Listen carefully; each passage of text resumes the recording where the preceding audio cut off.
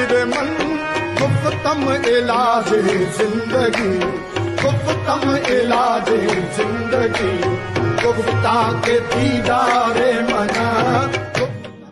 اب یہ جو ہمارے حاضرین ہیں اور جو ناظرین ہیں، ان سب سے گزارش ہے کہ اگر آپ کو کوئی بات اچھی لگی ہو تو میرے لیے بس ایک دعا کیجیے گا کہ مجھے ناچنے کا ایسا کوئی طریقہ آ جائے کہ میرا عنایت شاہ مجھ سے خوش ہو جائے.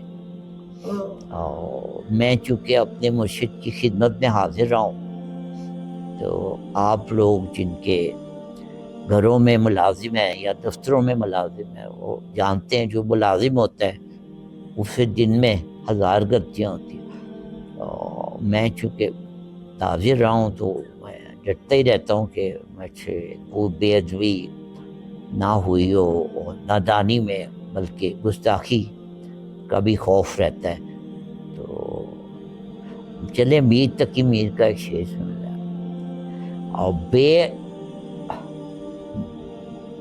بے ادبی تو ہم سے وحشت میں بھی کم ہی ہوئی. یعنی کہ وحشت مطلب وحشت جب عاشق کو ایک جنون میں آ جاتا ہے نا تو اس کو وحشت ہے. بے ادبی تو سرزد ہم سے وحشت میں بھی کم ہی. اور کہتے ہیں طرف کو، وہ پرانی ہوتا ہے، اور جانا ہزاروں کوس اس کی اور گئے پر سجدہ ہر ہر گام کیا.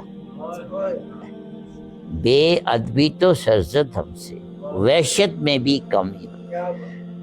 ہزاروں کوس اس کی اور گئے پر سجدہ ہر ہر گام کیا. اور یہ مجاز کا شاعر ہے، حقیقت کا شاعر نہیں ہے، مجاز کا شاعر. مجاز کا شاعر وہاں پہنچا ہو کہ وہ ہر قدم پہ سجدہ کرتا ہوا جا رہا ہے. بے ادبی اور میری مرشد کی بارگاہ میں یا گستاخی بھی جو ہے وہ میری معاف ہو جائے، اور وہ میرا ناچنے کا ایسا طریقہ آ جائے، میرا عنایت شاہ مجھ سے راضی ہو جائے، اور میرے والدین جو مرحوم ہیں دونوں وہ مجھ سے خوش ہو جائے. ٹھیک ہے.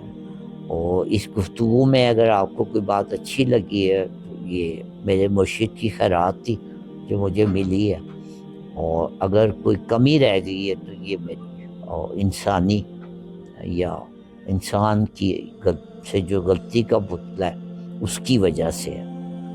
اور امید ہے کہ آپ نے اسے، ہم نے تو بڑا لطف لیا ہے آپ کی شامل ہونے سے، تو امید ہے آپ لوگ بھی بور نہیں ہوئے ہوں گے.